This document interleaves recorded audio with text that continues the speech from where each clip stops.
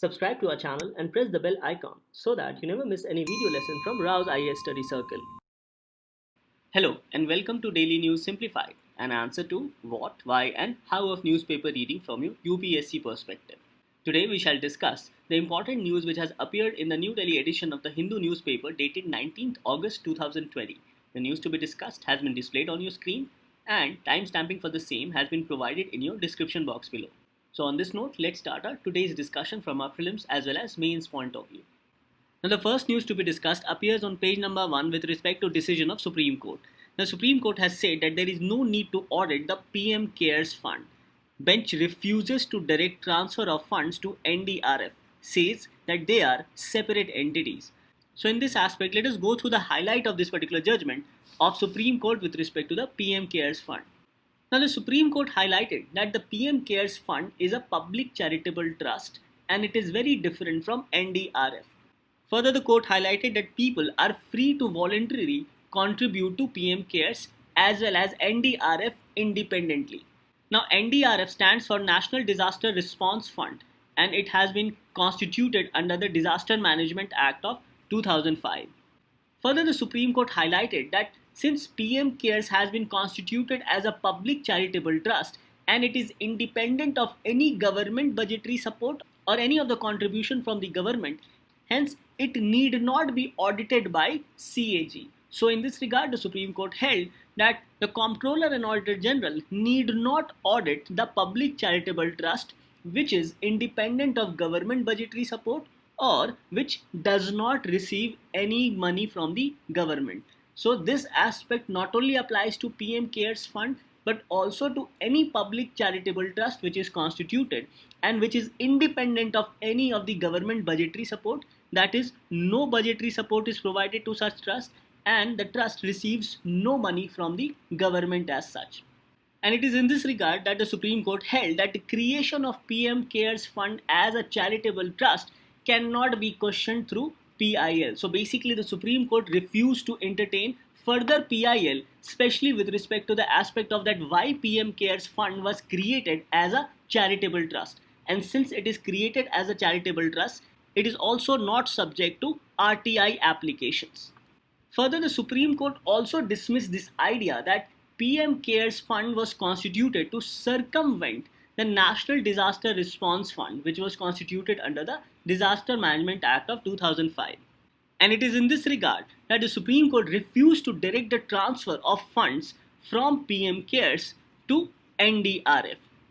As according to the Supreme Court, PM Cares as well as NDRF are two separate entities and has been constituted by the government for two separate purposes. So in this regard, the Supreme Court first of all dismissed the idea that PM Cares was constituted to circumvent the National Disaster Response Fund, and also the Supreme Court refused to direct the transfer of funds from PM Cares to NDRF.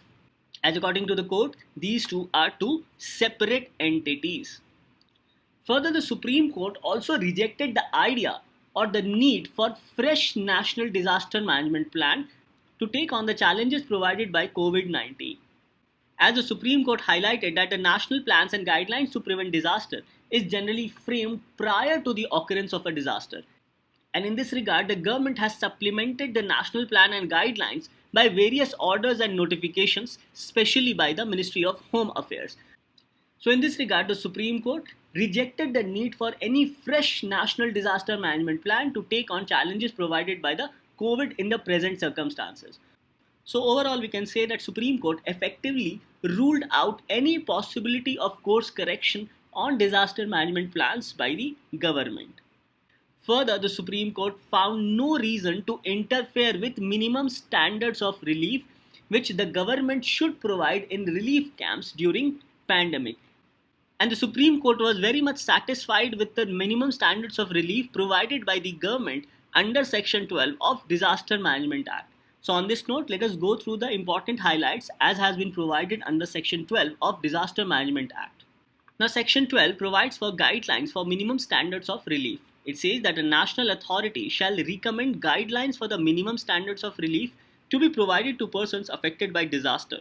And these minimum standards of relief include minimum requirements to be provided in the relief camps in relation to shelter, food, drinking water, medical cover and sanitation, special provisions to be made for widows and orphans, ex gratia assistance on account of loss of life, as also assistance on account of damage to houses and for restoration of means of livelihood, and such other relief as may be necessary. So, in this regard, the Supreme Court held that these measures provided under Section 12 of Disaster Management Act are very much sufficient, and hence there is no need for course correction, or there is no need for any change or any new plan with respect to preventing any disaster caused due to COVID-19.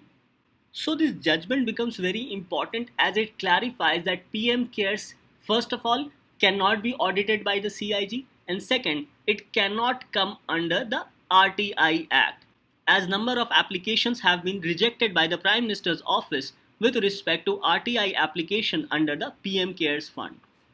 Now on this note, let us go through some of the basics and important aspects about PM CARES Fund.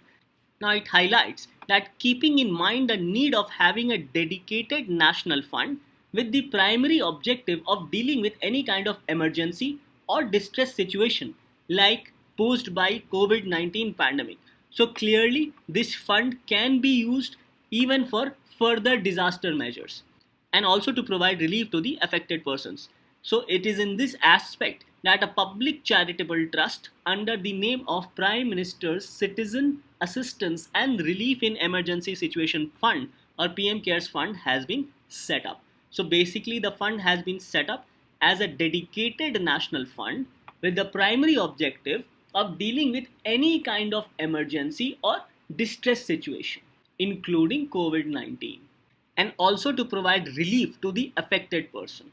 So if a question on 10 marks is asked about PM CARES Fund in your mains examination, then these becomes your fodder points or key aspects with respect to your answer. With respect to the objectives, it says that to undertake and support relief or assistance of any kind relating to a public health emergency or any kind of emergency, calamity or distress which is either man-made or natural. So the objective is to provide relief or assistance with respect to public health emergency or other kinds of emergency, calamity or distress which is either man-made or even natural. And the objective is also for creation or upgradation of healthcare or pharmaceutical facilities or other necessary infrastructure, funding relevant research or any type of other kinds of support. Further, the objective is also to render financial assistance, provide grants of payments of money, or take such other steps as may be deemed necessary by the Board of Trustees to the affected population. And the last point further expands the objectives of PM CARE funds. It says to undertake any other activity which is not inconsistent with the above objects. So these can be said to be some of the important objectives of PM CARES Fund. It further says that the Prime Minister is the ex officio chairman of the PM CARES Fund, and Minister of Defence, Minister of Home Affairs and Minister of Finance are the ex officio trustees of the fund. Further, it says that the chairperson of the Board of Trustees, that is the Prime Minister, shall have the power to nominate 3 trustees to the Board of Trustees who shall be eminent persons in the field of research, health, science, social work, law, public administration and philanthropy. And lastly, any person appointed as a trustee shall act in a pro bono capacity. That is, act done in good faith. Now with respect to other details, it says that the PM CARES Fund consists entirely of voluntary contributions from individuals as well as organizations and does not get any budgetary support. So this fund does not get any government support, and the fund will be utilized in meeting the above mentioned objectives. Further, it says that donations to PM CARES Fund would qualify for 80G benefits for 100% exemption under Income Tax Act of 1961. So this 80G benefit is basically benefit under Section 80G of Income Tax Act of 1961. It further says that donations to PM CARES Fund will also qualify to be counted as corporate social responsibility under the Companies Act of 2013.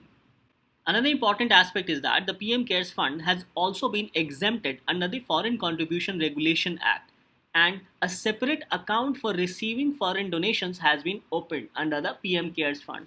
Now under this separate account, any donation can be made by any individual or foreign institution or organization or corporates which is based in foreign countries. And the government has highlighted that this aspect is consistent with respect to Prime Minister's National Relief Fund, as the Prime Minister's National Relief Fund has also received foreign contribution as a public trust since 2011. So these can be said to be some of the important highlights of PM CARES Fund.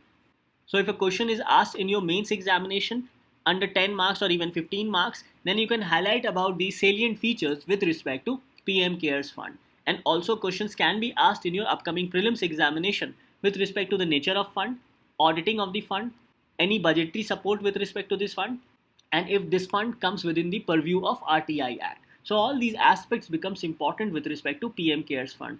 And also that it is open to foreign donations by individuals or organizations which are based in foreign countries. Further, from your prelims point of view, you should also know about the guidelines for minimum standards of relief as has been provided under Section 12 of Disaster Management Act.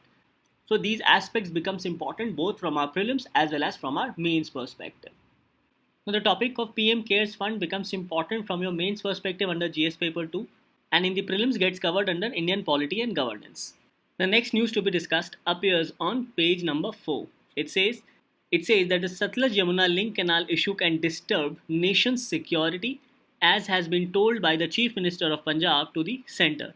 It says if you decide to go ahead, Punjab will burn and it will become a national problem. Now this particular news becomes important especially with respect to the Sutlej-Yamuna-Canal link and also with respect to its history of animosity between Punjab and Haryana. Now in this regard, the Chief Minister of Punjab has said that the centre should be cautious with respect to going forward to complete the Sutlej-Yamuna-Canal.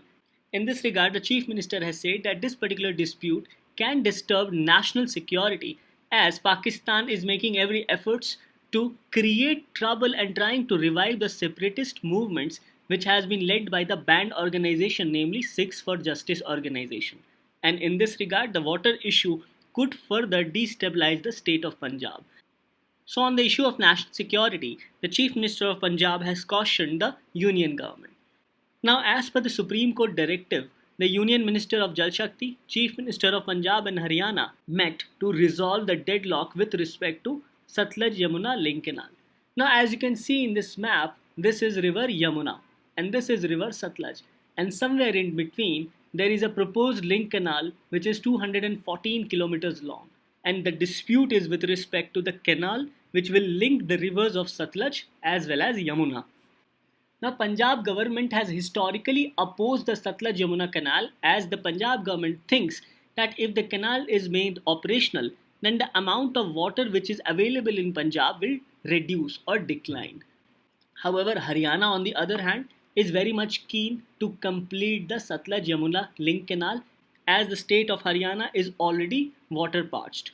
So in this regard, the Chief Minister of Haryana has said to construct the SYL, that is Sutlej-Yamuna link canal, as per the view of the Supreme Court, whereas the Chief Minister of Punjab has highlighted to set up a tribunal for fair adjudication of water sharing between these two states. So the whole issue of Sutlej-Yamuna link canal is to settle the dispute of water sharing between Punjab as well as Haryana. Now the Sutlej-Yamuna-Canal project is a 214 kilometer long canal which connects the two rivers, namely Sutlej and Yamuna in the states of Punjab and Haryana. The Sutlej river originates in Tibet near Lake Rakshastal and then enters India at Shipkila Pass in Himachal Pradesh. Further, it flows southwest through Punjab before entering Pakistan. Whereas river Yamuna originates from Yamunotri glacier of lower Himalayas in Uttarakhand, it initially flows south and then take a left turn towards southeast before meeting river Ganga at Prayag. Now, the issue of Sutlej-Yamuna Canal project has been a long and historical problems between the two states, even prior to the State Reorganization Act of 1966. Now, as you can see in this slide, it highlights about important dates such as 1966, 1977, 1980 and 2004 with respect to Supreme Court judgment. Now this slide has been taken from Times of India. So in this regard, let us go through the problems between Haryana and Punjab, especially with respect to water sharing. Now the issue of water sharing erupted with the partition of India in 1947, which was recommended as per the Radcliffe Commission. Now, Indus Water Treaty settled a dispute of river sharing between India and Pakistan, but domestic disputes still remain among the remaining states. In January 1955, erstwhile PEPSU, that is State of Punjab, Patiala and East Punjab States Union, Rajasthan and Jammu and Kashmir, came to an agreement regarding distribution of water from the three rivers, namely Sutlej, Ravi and Beas. So basically from the year 1955 till the year 1966, when the states were reorganized and Punjab and Haryana was created, the issue of water sharing, especially with respect to Sutlej, Ravi and Beas, was almost settled between states of Punjab, Patiala and East Punjab States Union, Rajasthan and even Jammu and Kashmir. However, the whole problem started with respect to the reorganization of states in 1966 as the disputes with respect to water sharing re-emerged. Now, when PEPSU was added to Punjab, a separate state was also carved out, namely Haryana. Now, when Haryana became a separate independent state, it demanded 4.8 million acre feet of water out of Punjab's 7.2 million acre feet share of water, which Punjab received from different waters. And this was asked by Haryana post reorganization in 1966. Now, on this demand, Punjab denied sharing of water, and Haryana government then asked the Union Government of India to settle the dispute. Now, the Union Government in the year 1976, through an executive order, allocated 3.5 million acre feet of water to Haryana and Punjab, whereas Delhi was to receive the remaining 0.2 million acre feet of water, especially with respect to Yamuna. Further, the Union Government in 1976 also ordered to construct Sutlej-Yamuna-Canal for proper utilization of water between Haryana and Punjab. So for the first time in the year 1976, the construction of Sutlej-Yamuna-Canal was ordered by the Union Government under the Prime Ministership of Mrs. Indira Gandhi. Now, this decision of the Union Government taken in 1976 to construct the Sutlej-Yamuna-Canal was opposed by Punjab. So, in 1977, when Shiromani Akali Dal came to power in Punjab, it demanded that the water sharing between Punjab, Haryana and Rajasthan should be settled by Supreme Court, and accordingly filed a petition in the Supreme Court against the order of the Union Government.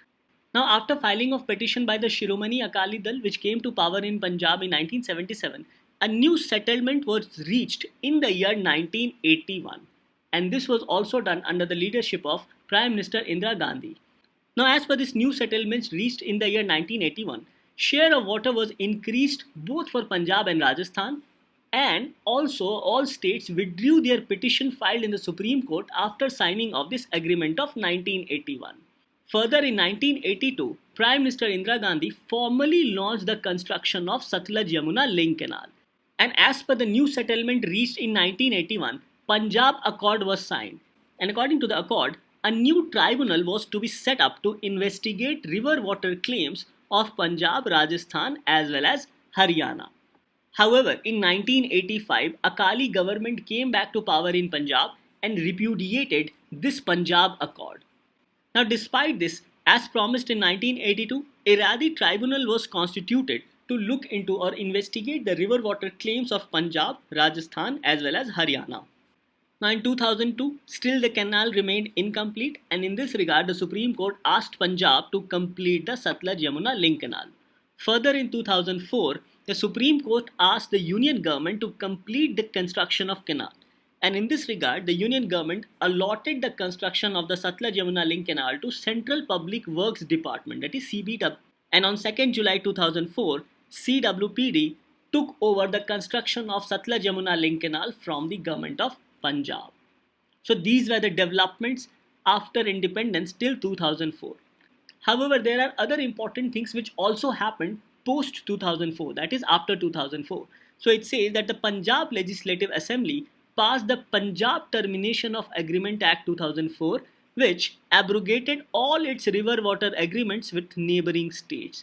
Now, this was a very important act passed by the Punjab government, which abrogated all its river water agreements with its neighboring states, including Haryana and Rajasthan. However, the President of India then referred this bill to the Supreme Court in the same year under Article 143 of the Indian Constitution, which deals with power of the President to consult Supreme Court. Further, in March 2016, the Punjab Assembly also passed the Punjab Sutlej-Yamuna-Canal Rehabilitation and Revesting of Property Rights Bill 2016. Now, this bill provided for return of the acres of land which was acquired for the purpose of construction of Sutlej-Yamuna-Canal back to the landowners. And according to this bill, it also ruled out any further construction of the Sutlej-Yamuna-Canal. Now, this bill was challenged in the Supreme Court, and in November 2016, the Constitution Bench delivered a landmark verdict on this aspect. The five-judge Constitution Bench of Supreme Court ruled that Punjab had no right to unilaterally terminate water sharing agreements with neighboring states, and thereby declared the Punjab Termination of Agreement Act 2004 as unconstitutional.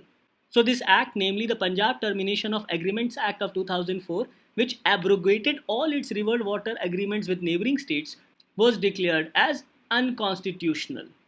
Further, the court gave special impetus to the completion of SYL Canal, which so far remained incomplete. The court also said that the state of Punjab cannot absolve itself from its duties and liabilities arising out of agreement and cannot unilaterally move out of the agreement involving other states and deprive other states of their right to use water. Further, the Supreme Court also restored and revived the decree passed by itself in 2004.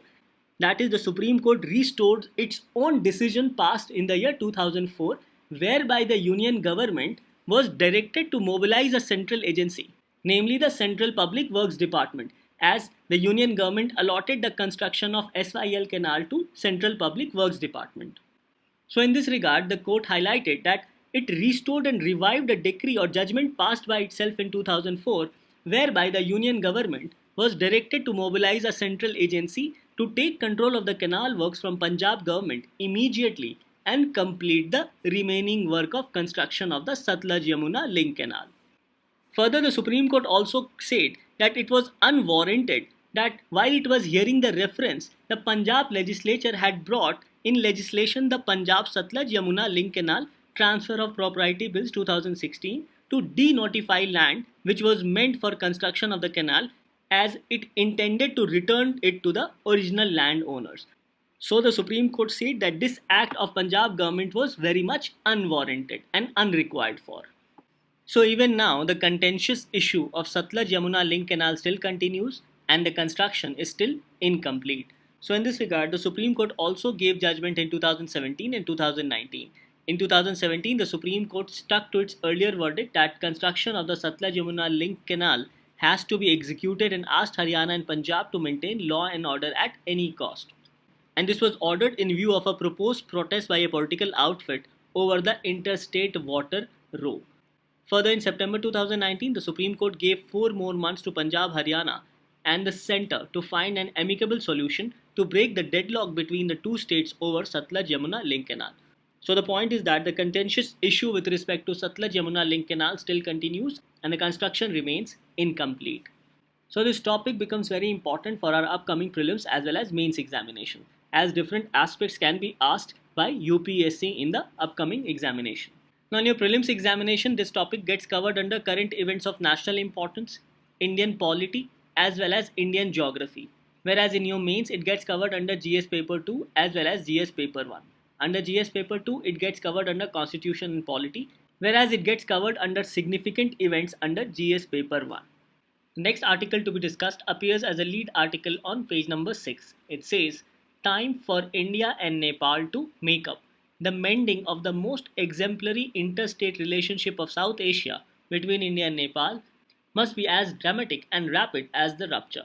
Now this particular article has been written by a journalist from Nepal, and he represents his view as to why India and Nepal should patch up, especially with respect to the ongoing dispute with respect to the area of Lympiadhura, Kalapani, and also Nepal's claim with respect to Treaty of Sugauli of 1815. So in this regard, this article says that de-escalation between India and Nepal is a must and must take place at the highest level, that is, from the level of prime ministers from both countries. And in this regard, the article says that interstate relationship of South Asia must recover from the present decline. So the author says that de-escalation is necessary to preserve the social, cultural, as well as economic flow or relations between India and Nepal. So, considering this problem, which has emanated or started as a dispute between India and Nepal, is especially with respect to the area of Kalapani, from Kalapani to the road to Lipu Lake, and also the area of Lympiadhura. So, in this regard, it's necessary to understand the cause of the dispute, Nepal's domestic politics with respect to these areas of Lympiadhura, Kalapani, and Lipu Lake, and also declining India Nepal relationships, and also how Nepal views India in the current scenario. Now, this particular issue of dispute between India and Nepal and the causes has been discussed in detail and at length on the DNS dated 29th May 2020. Now, here also the news appeared as a lead article title for a reset in India-Nepal relationships, where we discussed about the neighborhood first relationship and also the aspect of China, which has a significant role to play with respect to declining India-Nepal relationship. So, on this note, let us revise what has been discussed earlier with respect to the causes of dispute and also with respect to Nepal's domestic politics, and then we shall try to find out the arguments presented by the author in this article titled Time for India and Nepal to Make Up. Now, this article highlights the deteriorating relationship between India and Nepal, and this time the relationship has deteriorated because of long-standing complex territorial issue, especially with respect to Kalapani area. Now, earlier, as such, there were no territorial border dispute between India and Nepal. However, the local electoral politics of Nepal has increased the bilateral tensions between India as well as Nepal to serve their own nationalistic purpose. As the Nepal Communist Party has come to power in Nepal on ultra-nationalistic issues and has painted India as a hegemon or as a usurper. So it is in this context that the author says that relationship between India and Nepal needs a fundamental reset. Now, here you must understand that neighborhood first is the policy which is being pursued since independence. And regarding this, Nepal has drifted away from India towards China. And this is one of the biggest geopolitical challenge for India, especially in its neighborhood area. Further, the ultra-nationalist of Nepal accuses India of a colonial mindset and says that India treats Nepal as a landlocked state. Rather, India should treat Nepal as a land-linked state. So, in this backdrop, first of all, let us understand certain issues which has created the divergence between India and Nepal in the recent past. Now, the first problem, as already highlighted, is with respect to drifting away of Nepal towards China. And this is one of the biggest challenge with respect to India's neighborhood first policy. The second aspect is that China had earlier proposed 2+1 mechanism with India. Now, as per the 2+1 mechanism, when India and China held their bilateral dialogue, then they should be accompanied by any other regional country, such as Nepal or any other SAARC nation. Now, by proposing this, China intended to enter into the SAARC arena. However, India did not support the 2+1 mechanism as proposed by China. However, Nepal readily agreed for this particular mechanism, knowing it well that this will bring China much closer within the SAARC arena. Thus, acceptance of 2+1 mechanism by Nepal also brought the tensions between India and Nepal at the forefront. Further, as already mentioned, the ultra-nationalist of Nepal accuses India of a colonial mindset, as this serves their local politics. Now, another area of concern is that Nepal joined the Belt and Road Initiative of China, which was earlier referred as One Belt, One Road Initiative. And this gave China access to Nepal. Now, China, through BRI, started increasing its soft power and opened school and started teaching Mandarin to the Nepalese children. Further, China started building up infrastructure, especially to consolidate its Tibet area. So, these infrastructural development in Nepal by China also antagonized India. Further, Nepal also refused to participate in military exercise conducted by BIMSTEC and rather went for bilateral military exercise with China. Further, the ultra-nationalist party of Nepal proposes changes in Indo-Nepal Friendship Treaty. However, India does not agree with the same. And Madheshi issue further escalated the tension between India and Nepal, as India always prefers Madheshi in the power game in Nepal. Because if Madheshis are in the power game in Nepal, then it will always be beneficial for India. So these can be said to be some of the reasons with respect to the growing divergence between India and Nepal. So, after understanding the backdrop with respect to growing divergence between India and Nepal, let us go through what has been proposed in this particular article, especially with respect to the border dispute along the Kalapani area. Now, as you can see in this map, this is India, this is Nepal, and this is China. Now, this is the Kalapani area as has been mentioned in this newspaper. This is Lipu Lake, and this is the area between Kalapani as well as Lipu Lake. And this is Lympiadhura, which we will see in our upcoming discussion. So let us go through some of the important highlights with respect to map of India and Nepal. Now the India-Nepal boundary is as per the Treaty of Sugauli of 1816. Now this becomes an important point from your prelims perspective. And according to the treaty, Kali River separated India and Nepal. So the dispute with respect to India and Nepal is about origin of river Kali. Now here are certain aspects with respect to shifting of this origin of river Kali. Earlier it was considered a northwest stream of river Kali from Lympiadhura as per the old British maps.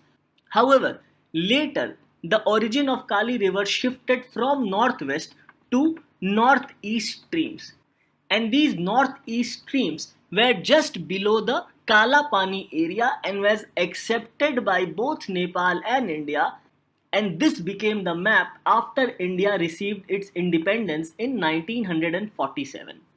So the stream Kuti Yangti, which was the northwestern stream from Lympiadhura, was the origin of Kali river as per the old British maps. However, the map shifted from northwestern streams to northeastern streams, that is from Kuti Yangti stream. It changed to Lipugad in 1857 and then to Pankhagad in 1879. And this change of stream as origin of river Kali was accepted by both India and Nepal from northwest to northeast. So you must remember the Lympiadhura area from where the original Kuti Yangti stream originated, which was considered at the origin of river Kali, and this was as per the old British maps. So this picture says that the east bank of Kali river below Lympiadhura, which is around 335 square kilometer, which is supposed to be in Nepal as per the Treaty of Sugauli of 1816. So till 1947 there was no problem with respect to origin of river Kali. Now let's see what happened later. Now in the year 1953, India and China identified Lipu Lake Pass as an area for pilgrim and border and also for trade, and this pass was an open border area. However, 1962 war between India and China stopped pilgrimage through the Lipu Lake Pass. However, the pilgrimage resumed in 1981 and border trade resumed in 1991, that is 10 years after the pilgrimage resumed. However, the base camp for Lipu Lake remained at Kalapani. So, both India and Nepal showed Kalapani as the origin of Kali river as part of their territory. Now, it's important to note that after 1979, Indo-Tibetan Border Police, that is ITBP, has manned the Lipu Lake Pass. Now the origin of river Kali for the first time was raised in the year 1997. So once this matter was raised, it was then referred to the Joint Technical Level Boundary Committee, which had been set up earlier in 1981 to re-identify and replace the old and damaged boundary pillars along India-Nepal border.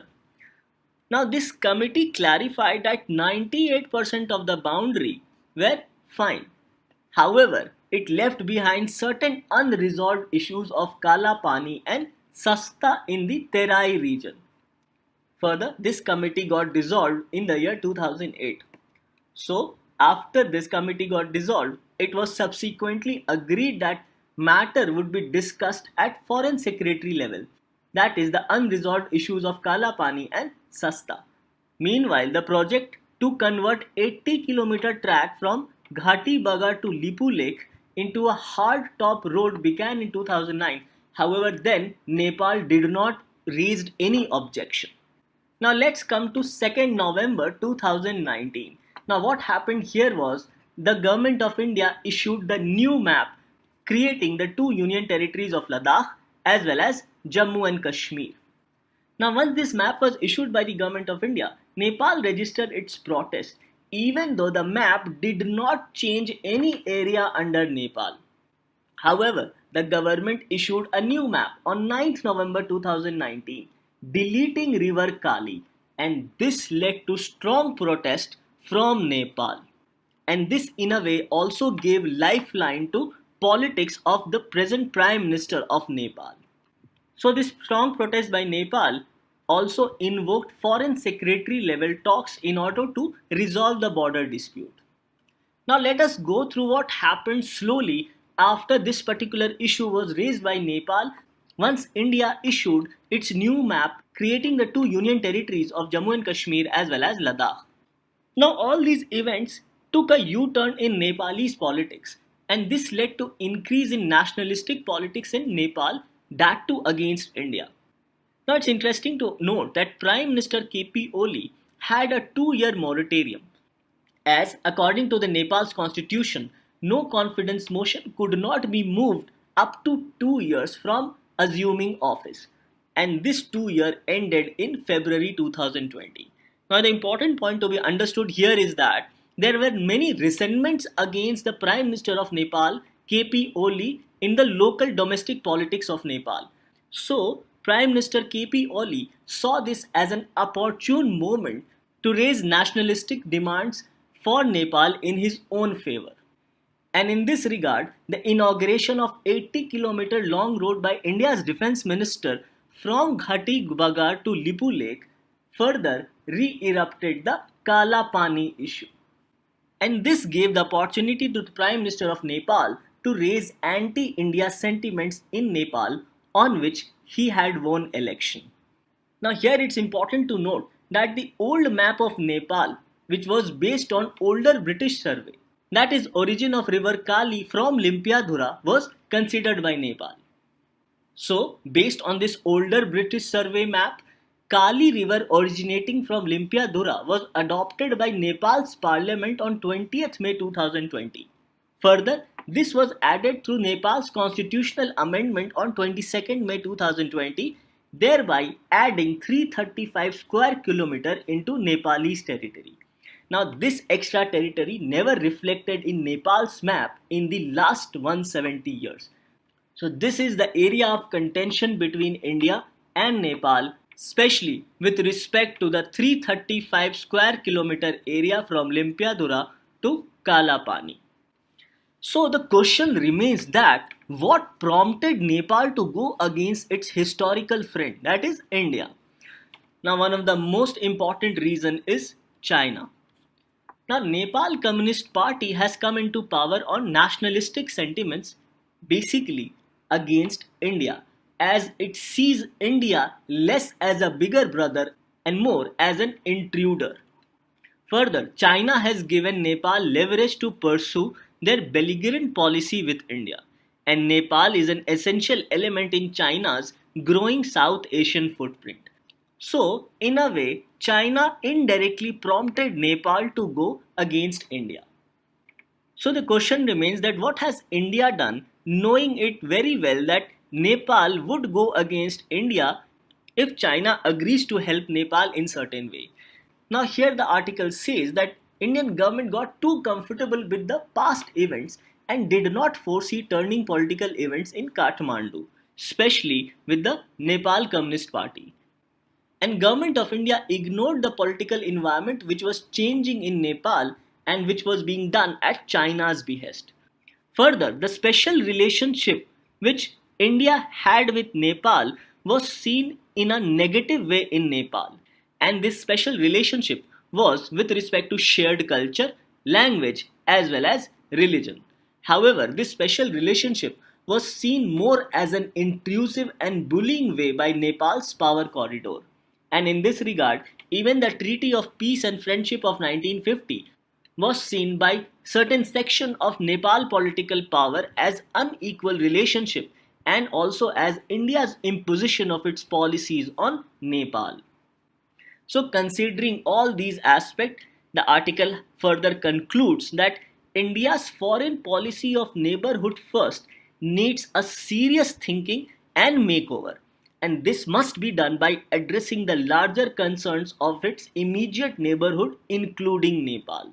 So, as per the Joint Technical Level Boundary Committee, the areas of Kalapani as well as Sasta have so far remained unresolved as boundary dispute between India and Nepal. So, based on this, the author has suggested certain views with respect to future talks and also with respect to dousing the fire between India and Nepal. So, the author says that it is important to understand that the problem still persists, especially with respect to the Lympiadhura triangle. It is this triangle which the author is referring in this particular article. So the author says that the Lympiadhura triangle exists now on maps of both India and Nepal.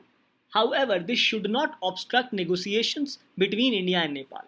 As according to the author, it says that since even Kalapani has remained on the maps of both countries for decades.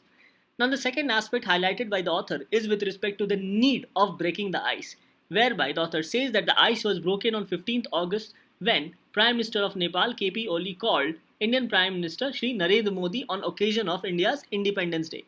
However, according to the author, this is just a mere beginning, as the talks must be held continuously and the video conferencing facility which has existed between the two foreign secretaries earlier must be reactivated or must be started again.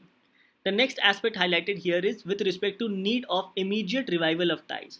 It is here where the author says that any further delay with respect to reviving of ties between India and Nepal will further wound the people of Nepal socially, culturally, and economically. And even the poorest citizens of India, especially from Purvanchal to Bihar and Orissa, will be impacted or affected as they rely on substantial remittance from Nepal. Now, another important aspect highlighted by the author is that even though India have had poor experience in solving bilateral disputes, especially with respect to Bangladesh, Sri Lanka, or even Pakistan, the problem between India and Nepal, especially with respect to Lympiadhura, should not linger on and must be quickly solved. So it is in this aspect the author has suggested for an immediate de-escalation, whose first requirement is verbal restraint from both sides, and that too from the highest level. So in this regard, the author says that India's Foreign Office has so far remained restrained in its statement, and India is also required to maintain status quo in the disputed area. So, according to the author, this means halting construction on the Lipu Lake track, which was inaugurated by India's defense minister, as that is the immediate cause of the present crisis between India and Nepal, according to the author. Further, the author says that with the Prime Minister setting the tone with each other on the eve of India's Independence Day, the negotiating teams between India and Nepal must meet with old papers, that is, archival papers, treaties, agreements, administrative records, communications, maps, drawings, etc., and sort out the differences, especially with respect to the triangular area, including Lympiadhura, Kalapani, and Lipu Lake. And on this note, the formal negotiations should also begin with public commitment by both sides to redraw their respective maps according to the negotiated settlements as when it happens. Another important suggestion provided by the author is that if Lympiadhura goes to Nepal, then in such a situation, the author says that the Lympiadhura zone should be declared as a zone of peace and pilgrimage. However, this is a mere conjecture on part of the author, whereby he is saying that if Lympiadhura goes to Nepal, then it should be declared as a zone of peace and pilgrimage. So this is a suggestion by the author, which is a pure conjecture based on certain events. That is, if Lympiadhura goes to Nepal, then such an area should be declared as zone of peace and pilgrimage.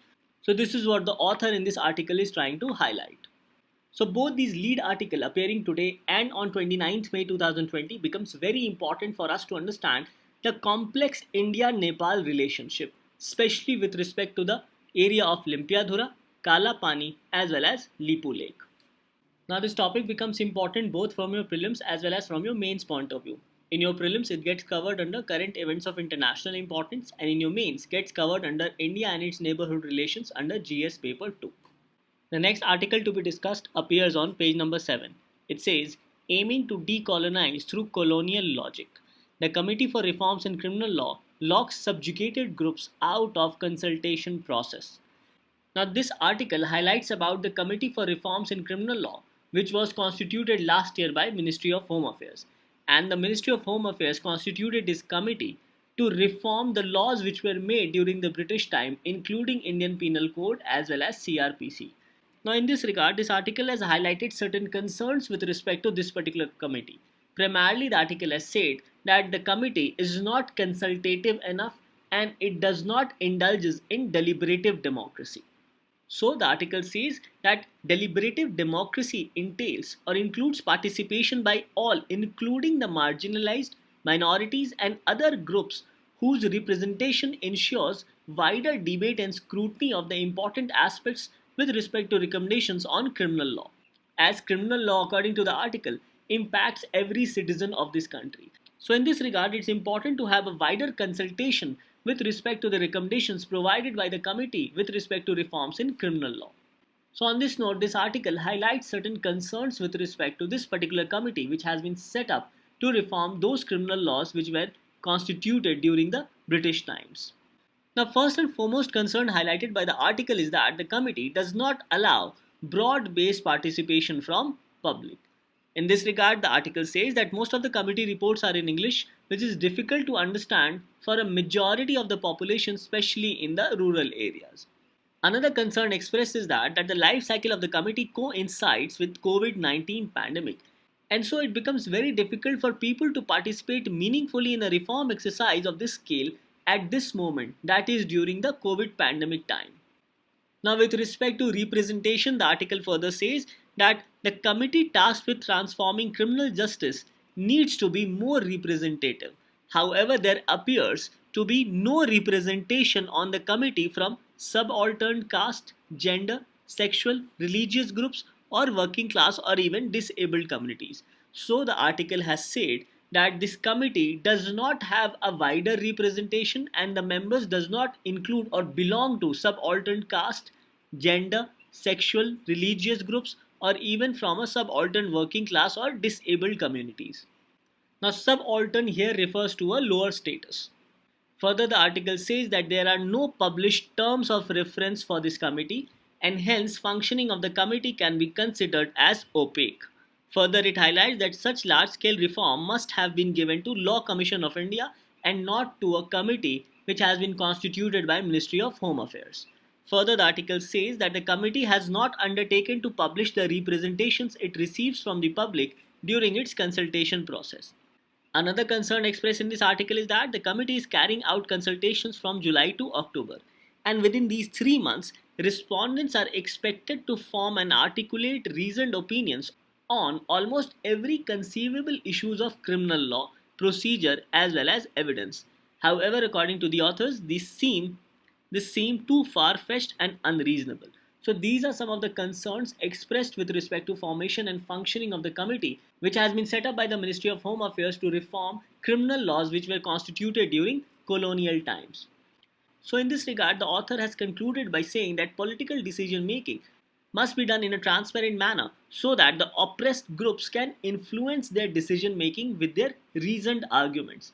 And it is in this regard where the concept of deliberative democracy becomes very important, as it entails participation by all, including the marginalized groups as well as the oppressed class of our society. So overall, the article says that the committee which aims to decolonize our laws should not work with a colonial mindset.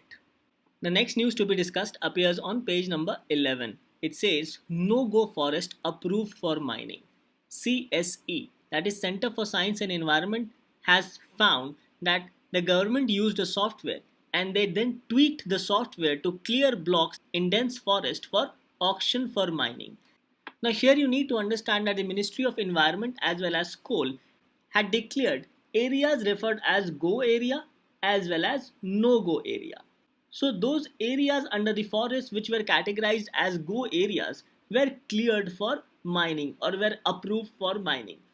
However, such areas which were categorized as no-go areas were not considered good for mining, and it was decided as a policy measure. So it says that the Coal and Environment Ministries had jointly undertaken an exercise to mark go and no-go areas for mining in 9 coal fields in June 2010. However, the Center for Science and Environment has found that since 2015, of the 49 blocks which were cleared for coal mining, 9 were categorized as no-go areas. So 9 coal blocks which were cleared for minings were categorized under the no-go areas, that is, which were not fit for mining as they were dense forest. Further, it says that in 2020, of the 41 blocks put up for auction, 21 blocks featured in the original no-go list. So, with respect to no-go zones, it says that the regions that were once classified by the Ministry of Environment and Forest and Climate Change as containing very dense forest and hence closed for coal mining. So, this is with respect to go areas as well as no-go areas. So, if this term appears in your upcoming prelims examination, then it is with respect to coal mining. So as you can see that as per the classification, the forest land has been classified into no-go zones and go zones with respect to coal mining. Further, this particular news highlights that several potential coal reserves are located in dense forest, particularly in Chhattisgarh and Madhya Pradesh. Now here the government uses a software named as Decision Support System software. Now this particular software rates forest land based on their environmental parameters. So in some instances, the Center for Science and Environment has found that in some cases of auctioning of coal mining, results of the software were tweaked so that those coal mining which were earlier under the no-go land could then be converted or reflected under the go areas. So it says that the government determined which of them were too ecologically important to touch and which were amenable to be opened up using a decision support system software which rated forest lands on environmental parameters. And in some cases, the CSE investigation found that the results of the software evaluations were tweaked to make no-go land into go forest. It also found that officials from Coal Ministry were deputed to work with the Forest Survey of India to rework conditions and clear forest for mining. So in this regard, from a UPSC perspective, you should know about the decision support system software which the government uses to rate forest land on environmental parameters and then declare an area either as no-go land or a go forest for coal mining. Now as you can see, this particular question was asked by UPSC in the mains of 2013. The question was, what are the consequences of illegal mining? Discuss the Ministry of Environment and Forest concept of go and no-go zones for coal mining sector. So this aspect has already been asked by UPSC in the past with respect to our mains examination. So on this note, this topic becomes very important both from our prelims as well as mains perspective. In your prelims, it gets covered under general issues on environmental ecology and biodiversity, whereas in your mains, it gets covered under GS paper 3, especially with respect to Indian economy, with respect to coal mining, and environment with respect to go and no-go zones as jointly agreed by Ministry of Environment and Coal. Thus this topic becomes very important for our upcoming prelims as well as mains examination. Now after our discussion, this becomes your practice question for the day. The question is, the concept of no-go zones and go zones can be associated with. Options are A. Indian Railway, B. Coal mining, C. Border dispute with Nepal, and D. None of the above. Now coming to the answer of yesterday, the question was, since independence, the number of Supreme Court judges that have been impeached is R. Options were 1, 2, 5, none. Here the correct answer is D, that is none.